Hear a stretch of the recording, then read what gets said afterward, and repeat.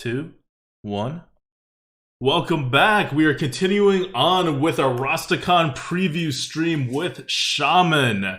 We're valuing all the cards. I mean, we've already valued them. We're just telling them to you now, explaining why they turned out the way they do.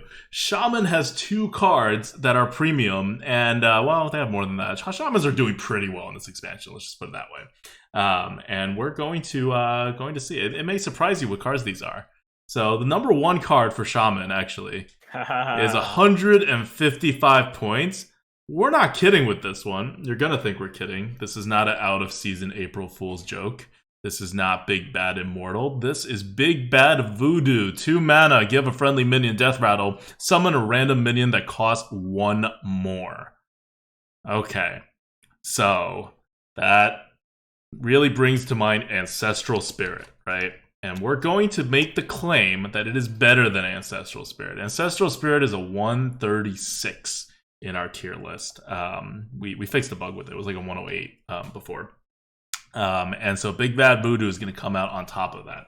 So how do Ancestral Spirit, if you guys don't remember, it's just Death Rattle resummon the creature. So Ancestral Spirit is limited in what you can put it on. There's not a lot of creatures that have a larger size than their mana cost. I can only think of one right now for Shaman, and it's Earth Elemental. Everything else has a proper size or is smaller, right? So for Ancestral Spirit, once you're triggering it, you're probably going to put it on an appropriate minion, but it just like delays it more before you can find an appropriate minion to put it on. Big Bad Voodoo, sure, summoning something that costs 1 more randomly is probably not as good as just summoning like an on-curve like Yeti, for example. Like, would I rather have a Yeti or a random 5-mana card? I'd rather have a Yeti on the board, always. Not even if it's not turn 4. But that's not the choice you get here, because you can't always put this card on a Yeti. You're going to put it on like a lot of random riffraff sometimes, right? Especially if you're Shaman, especially if you are trying to spread. What you're going to want to put this on is something like maybe Fungal. And it will still function on Fungal, but it will Ancestral Spirit would not function. And this kind of situationalness actually applies to a whole ton of situations, which is what makes Big Bad Voodoo come out 20 points higher than Ancestral Spirit. And if you're wondering why Ancestral Spirit is so high, it's 2 mana and it summons whatever you have on the board. So like imagine a 2 mana 4/4 at worst, right? Probably like a 2 mana 6/6 if you really wait for it. So Big Bad Voodoo is something like a 2 mana random 5 mana creature, or like a 2 mana random 7 mana creature, depending on if you can get it. It's pretty good, and you don't even need initiative. If you don't have initiative, it triggers later, but you can put it on the same turn. Defensively as well, right? Like one of the strengths with Ancestral and Big Bad Voodoo is like you could just give it the death rattle, right? You don't need to have it survive, go to your next turn, and then sort of be like, okay, it's not like a divine shield kind of thing or like an immunity kind of thing in which you need that initiative. Yep. And so Big Bad Voodoo, 155. That's super high. That's like literally just 15 points away from Hex. And just like Ancestral Spirit, we're pretty sure it's going to be bucketed low. So this is a good place for you to get your value. Yeah, I hate on a lot of cards, like I said. I think this is where it belongs. It's so good. It's so good here. Yep. All right. I thought you gave a good explanation. Mm-hmm. Move on. All right.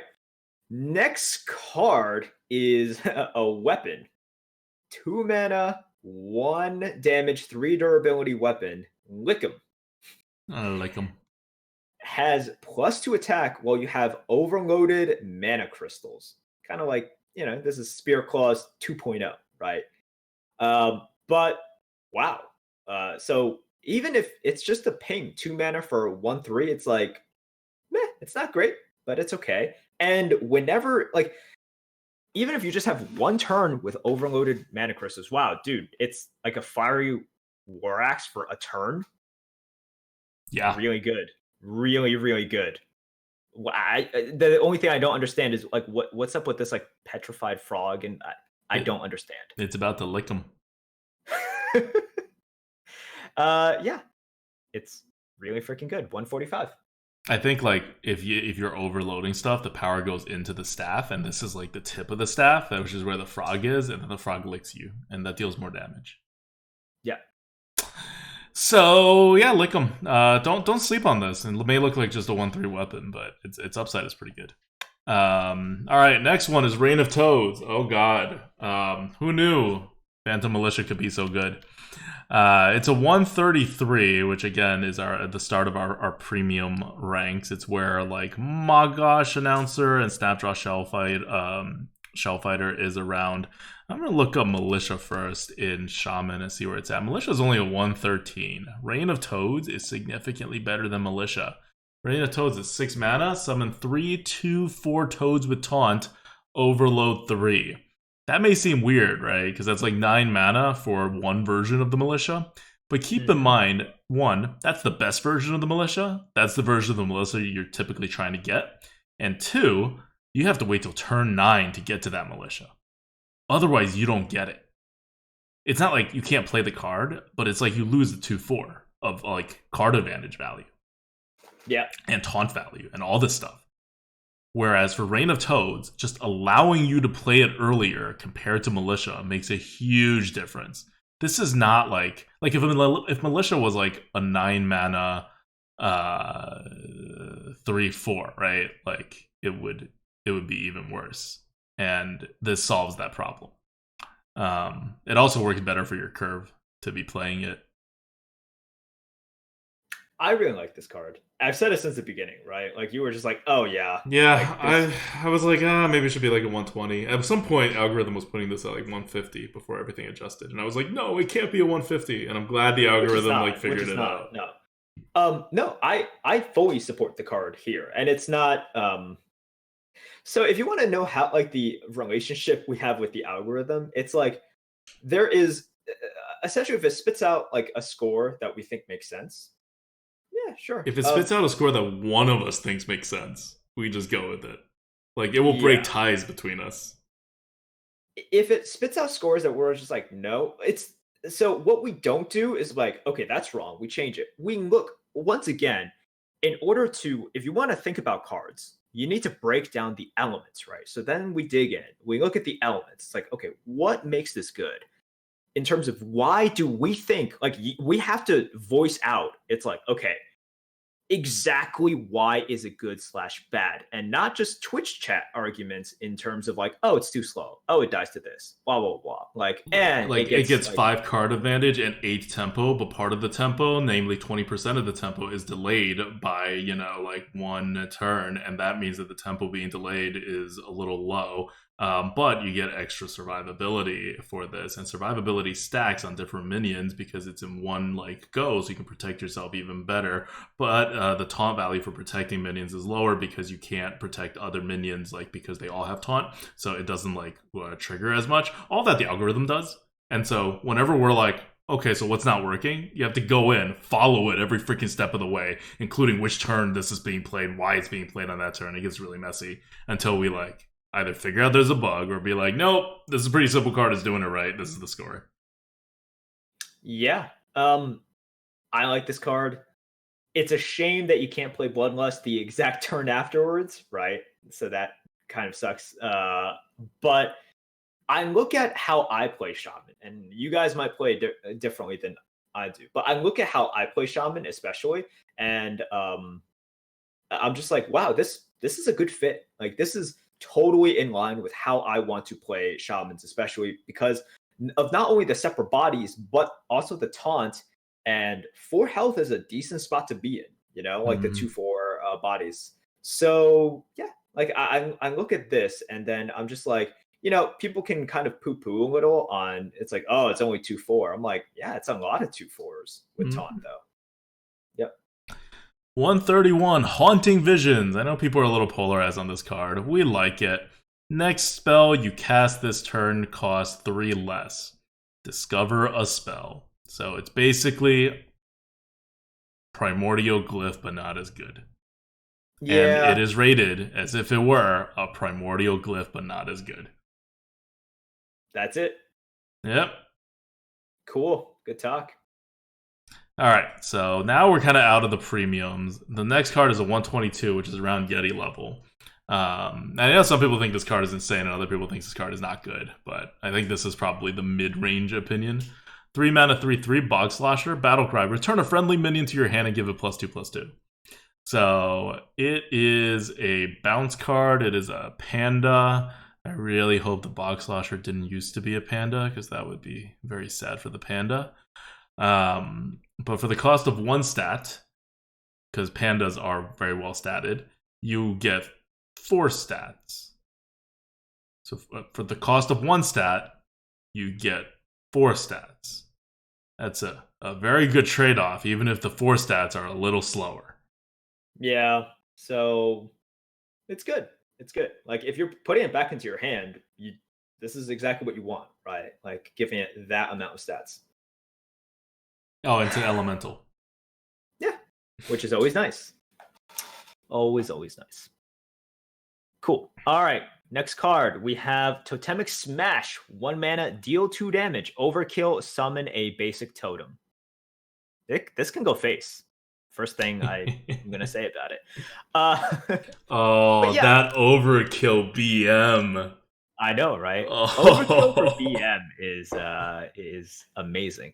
I love the artwork on this. Not much to say about it. Look, it's fine. It's just the only problem with it is sometimes it's going to be a little bit too small. That's it.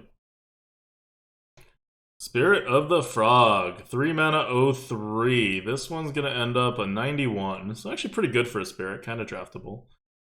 Stealth for 1 turn. Whenever you cast a spell, draw a spell from your deck that costs 1 more. Oh, it's this one. Okay. This one, right? You had to talk me into. I had to talk you into not making this total trash. Yes. So explain to them what you explained to me. You play this with a spell, right? And you get a spell back. So far, it is 3 mana, draw a card, which is not very good, even if it has a crappy body on the board. Now, when you play the next spell, you will have some chance of being able to draw another card, right? Like, it may not link exactly, but you will have some chance of drawing another card. And you may have another spell in your hand that you could play that does link, that you just hadn't played on that turn because you couldn't use it on that turn. So, ultimately, this is going to draw you at least 1 card, probably 2 cards, potentially more cards. And there's still a body on the board. All these spirits, right? There's still a body on the board that after a turn, when your opponent can actually attack it, they still have to be on the board and attack it, or else it's going to still eat a card. Like, because they have to remove it somehow, or else you're going to keep repeatedly getting spells. So, that's its baseline. Now, if you're thinking, oh, but what are the odds that your spell actually lines up to be, like, exactly 1 more in your deck, right? Like, if you cast a 3 mana spell, this one will take a 4 mana spell and put it into your hand. If you have no 4 mana spells, it will do nothing. You will get nothing. So, Shaman spells are all clumped into a range of 1 to 4 mana, with a few on 5 mana. So, if you cast a 1 mana spell, your chances of having a 2 mana spell in your deck is actually decent. If you cast a 2 mana spell, your chances of having a 3 in your deck is decent. Really, most of what you're going to be doing is at 3, 4, 5 range. Like, you'll do 3, you pick up a 4, you do 4, you pick up a 5. If you have more, then you play a 3 again that you draw. It's a lot of weird factors put in, but overall, it's like a playable card. It's not good. You don't really want it in your deck, but especially if you can get it early and set up your deck in a way that makes it a little more friendly to this, it can do some work. Like, it's hard for Shaman to draw cards. That's one of their biggest weaknesses. Okay. And finally, I'm still a little bit skeptical on that. So, but we'll see. We'll see. All right. Finally, also, don't you like what do you call it? Bloodlust. So you just Spirit of the Frog, and it's a body for Bloodlust, and it's stealth, so no one can remove it. Oh my god! I think I can get some other bodies to Bloodlust. I think. No, we've went over this. If you play an arena treasure chest, it'll just get destroyed on the first turn, and all you do is draw 2 cards. Yes, I'm definitely going to fill my Shaman decks with Spirit of the Frogs and arena treasure chests. Those are 12 wins right there.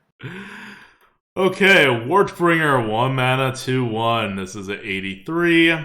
We hate on 1 mana cards these days because I don't think 1 mana cards are very good for their value, and the meta has swung to unless you're super aggro, you kind of need some value to stay in, and anything that can get pinged is automatically -1 card, right? So the algorithm really hates on these a lot. Battlecry, if you play 2 spells this turn, deal 2 damage. You're probably not going to play 2 spells. Sometimes you may play 2 spells. The chances that you're going to play 2 spells and still need 2 damage is pretty low. So it's not getting too much value from that. But otherwise, it's still a 1 mana 2/1. It's not good, but playable. That's about it. That's about it. Okay. All right. Legendary time? Legendary time. All right. Legendary. Let's talk about Kragwa the Frog. 6 mana, 4/6 beast. It's like a okay-ish stat line. Battle cry, return all spells you played last turn to your hand. This is a 1/15. So yeah, you're giving him some stats, but it is good in that you play a spell and then afterwards you can just get it right back. One of the problems though is a lot of spells have overload for shamans. So it's one of the problems is like if you play that volcano, it's like, all right, well, it's not like you can play the volcano on 5 and then get it back on 6, right? It's like you have to, it does make things a little bit more awkward. And sometimes, all you want is like, I get a lightning bolt back. Am I okay with that? Yeah, that's fine. Lightning bolt is good, right? Or, you get the ancestral spirit back. You're like, okay, that's pretty cool as well. But this is just good value, like good value. 115. We'll see where they bucket it. Yep. It's also your opponent knows what you have now, so a lot of shaman plays get a lot worse once your opponent knows what you have. Yeah. So that definitely hurts it. And you could get multiple spells, but again, when do you ever play 2 spells in 1 turn? Very rarely. No, people are pointing out this super sexy situation with unstable evolution, which will happen. Yes, super sexy. I was thinking more like it's turn 4, and you like coin out a spell. Oh no, you can't because you can't play this afterwards. Okay, it's turn 5. It's turn 5, and you coin out something with a Eureka. spell. Oh, coin out Eureka. Wow. Yeah, there's things you could do with this guy. He's all right. Zentimo is your other legendary 3 mana 1/3. Whenever you target a minion with a spell, it also targets adjacent ones. So it's like a better version of that mage spirit.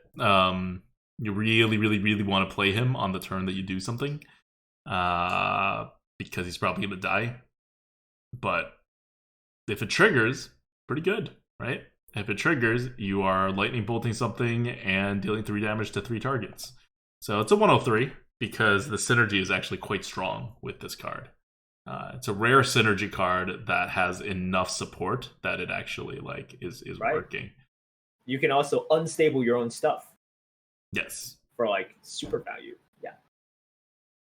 Cool. Shaman. That's it for Shaman. The thing about Shaman, when you're looking at the overall cards that they get with Rastakhan, is that it's really, really good. This is definitely the highest tier list rating of cards. There's no unplayable card in the entire set, number 1. And number 2, it has 2 super premiums, 2 regular premiums, 1 Yeti level card. That's a lot more than the other classes. And some of these are going to be under bucketed, some of these are going to be bucketed correctly, and then you're just going to get higher buckets offered to you. Shaman already gets ridiculously high buckets offered to them. There's a lot Blizzard has to do these days to make Shaman viable, so them getting some good cards is a good shot in the arm. Do I think these cards are going to make Shaman amazing? No. The cards are not they're incremental cards, right? They don't synergize very well. None of them is super broken. They're just really good. And they're needed in the arena, and it's going to help. Yep. All right. Well, that's it from me. Why don't you send us out? All right. I want to let you guys know all the places where you could find us. So if you're watching this on YouTube, you can also find us on twitch.tv/grinninggoat. We also have, the Lightforge podcast on iTunes. You can find us there as well. Not just on iTunes. We're now also on Spotify. Oh, wait. Whoa. Wow. Wow. We are just like Ariana Grande and Taylor Swift. Exactly like them. Mm-hmm. Do you want to be Grande or Swift? Oh man, that's a tough choice. We need another video for that. I'm not prepared to answer this yet. But yeah, and also thank you to all of you guys watching this live and listening. If you guys are listening to this on Monday, wow, I don't know how you've made it this far. I wish I had something to really reward you, like an Easter egg, but I really don't. So let's just go on to the next video. Thanks, guys.